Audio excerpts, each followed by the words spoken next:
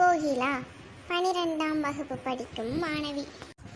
லட்சுமி சிறு வயதிலேயே கணவனை இழந்தவள். தன் மகளுடன் கஷ்டப்பட்டு உழைத்து வாழ்ந்து வருகிறார்.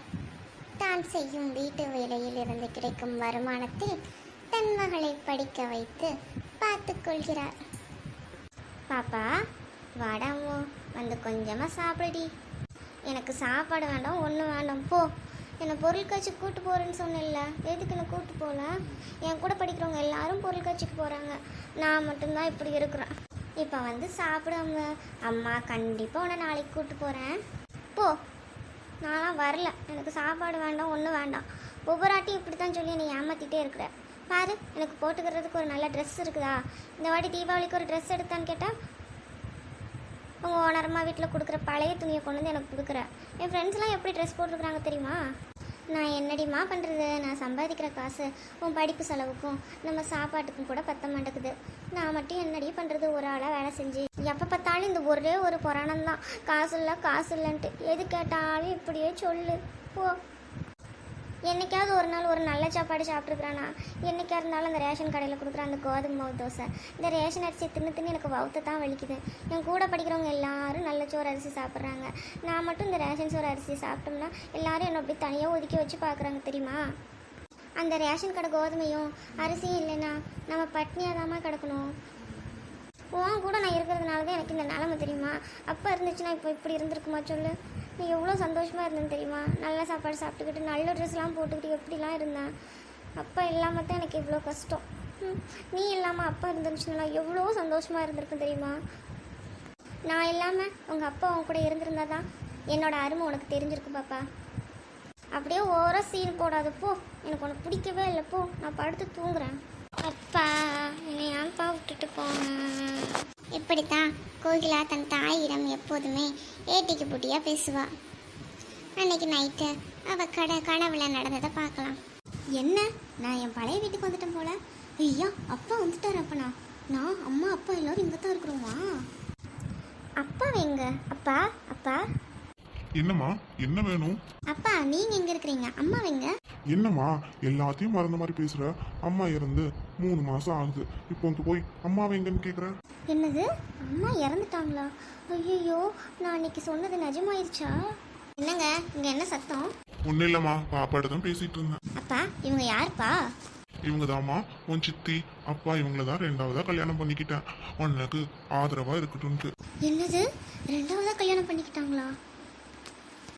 ஆமாம்மா, இனிமேல் நான் உன்னை நல்லபடியாக பார்த்துக்குவேன். எதுக்குமே நீ கவலைப்படக்கூடாது, சரியாம்மா? ஐ ஜாலி, புது சித்தி நம்மளை நல்லா பார்த்துக்குவாங்க. தன் புது சித்தி தன்னை நன்றாக பார்த்துக்குவாங்க அப்படின்னு ஒரு நம்பிக்கையில் இருந்தா கோகிலா.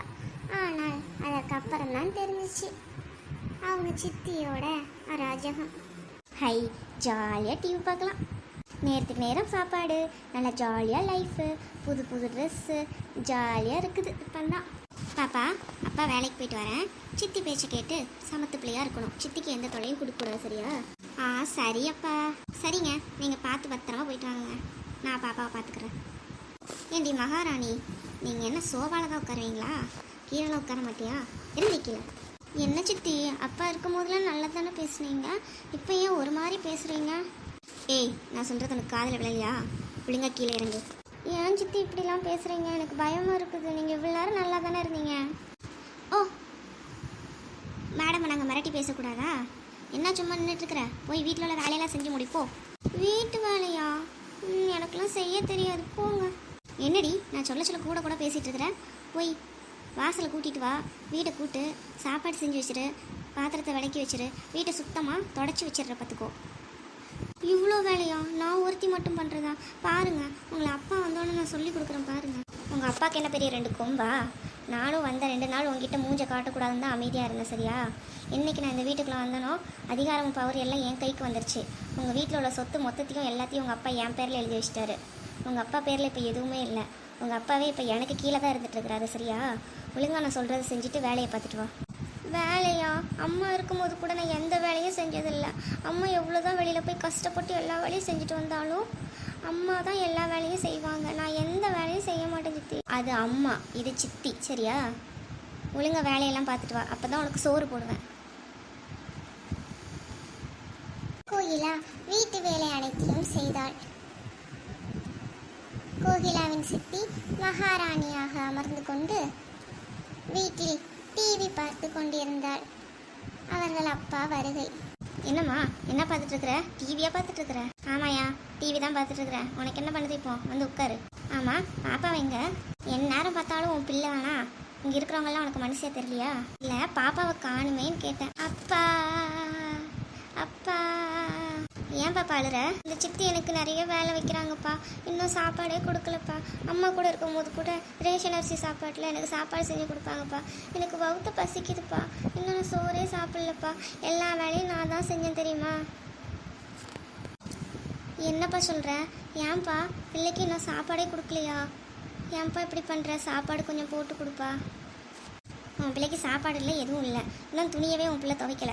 அதை துவைச்சிட்டு வந்ததுக்கப்புறம் நான் சோறு போட்டுக்கிறேன். அவளை போய் துவைச்சிட்டு வர சொல்லு. இல்லை உனக்கு இனிமேல் இங்கே சோறு கிடைக்காது. உன் பிள்ளைக்கு சப்போர்ட் பண்ணி பேசுகிறேன். பாப்பா சித்தி சொல்கிற வேலையெல்லாம் செஞ்சிருப்பாப்பா. இப்போ நானே உன் சித்திக்கு அடிமையாக தான் வாழ்ந்துட்டு இருக்கிறேன் பாப்பா. அப்பாவால் எதுவுமே பண்ண முடியாது பாப்பா. ஐயோ, என்ன அப்பா கூட இருந்தால் தான் சந்தோஷம் நினச்சிட்டு இருந்தேன். ஆனால் இவ்வளோ கஷ்டப்படுத்துகிறாங்களே, ஒரு வயசோறு கூட வழி இல்லாமல் நான் இப்போ உட்காந்துட்டு இருக்கிறேனே. அம்மா நீ எனக்கு வேணுமா? ஐயோ, அப்பாவோட வாழ்கிறது தான் பொய்யான வாழ்க்கை. அம்மா உன் கூட நான் வாழ்கிறது தான் உண்மையான வாழ்க்கை. அம்மா நான் உன்கிட்டே வந்துடுறேம்மா. அம்மா அம்மா ப்ளீஸ்மா வந்துருமா. அம்மா எனக்கு அப்பா கூட இருக்க பிடிக்கவே இல்லைம்மா. அம்மா நான் உன் கூடயே இருக்கிறேம்மா ப்ளீஸ்மா. பாப்பா என்னாச்சு பாப்பா? கோகிலா அம்மா நீ என்னை விட்டு எங்கேயும் போகல, ப்ளீஸ்மா என் கூடயே இருமா. அம்மா ப்ளீஸ்மா.